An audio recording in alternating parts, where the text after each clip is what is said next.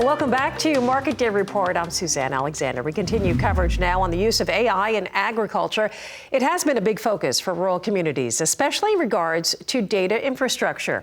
We now want to look at the technology from a rural healthcare perspective. Founder of Caravan Health, Lynn Barr, joins us now with her thoughts.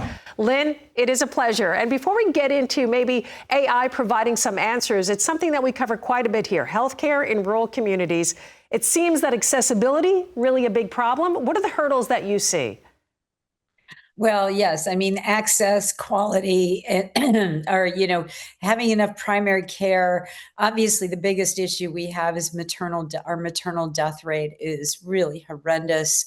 We don't have care for our moms, and our infants are dying because of that. And I think that's the most tragic thing we see in rural healthcare today that we just have to fix. Yeah, devastating. It seems AI providing some answers here. How can AI play a role in potentially addressing these issues? And the biggest impact maybe that you see over the next 5 years when it comes to AI?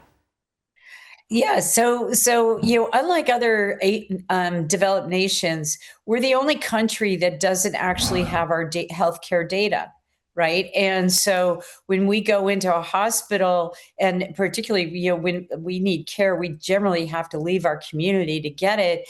They don't know anything about us. There's no record of our doctors, our illnesses, our drugs. And so if you show up unconscious in an emergency room, nobody knows anything about you. So we really need to kind of catch up with the rest of the world and have enough information so that we can help our patients. If we had that information, we'd know what things cost, for example. It was like, I don't know why we don't know what things cost. We don't know people's outcomes. We don't know anything about the quality of the providers we have.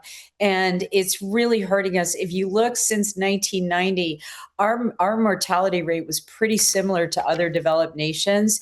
And every year their mortality improves and ours doesn't. Right. And so we're losing our lives based on the current system we have because it's just so fractured and broken.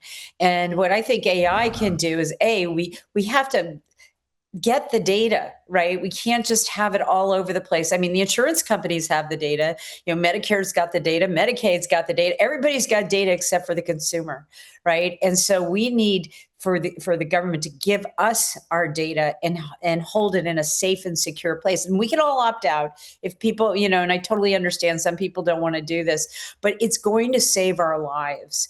And if we look at like national security issues, right now, I mean, it's ridiculous what happened in COVID. Our death rates were much higher than the rest of the world. And that was because we don't have any information on people and we weren't able to reach out to people.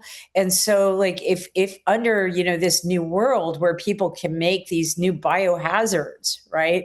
How will we even know they're in our country? Today, you're not going to believe this. We do flu surveillance mostly through faxes, right? There are like 4,000 doctors that once a week later will count up how many people came in with an upper respiratory illness and fax that information. I didn't know we had fax, Lynn. I didn't know people were still doing that. I know Dolly Parton does that with her songwriting lyrics, but that's all I've ever heard about that.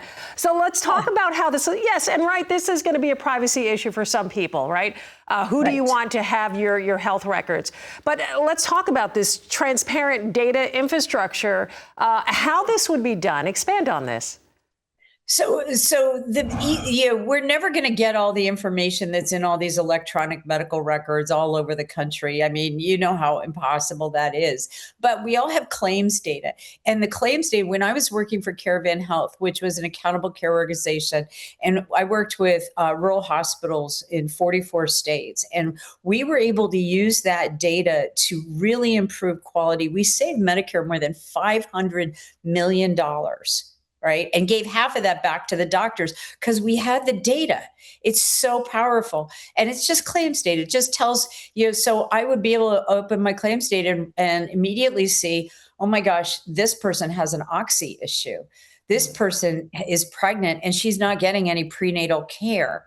right? And so we can all opt out. Today we go to the every time we go to the doctor, you sign that HIPAA form, says you can opt out of any data sharing. So I don't want, if you don't want your data, to be in a place where it can help you and the rest of the country, that's your choice, and you absolutely have that choice.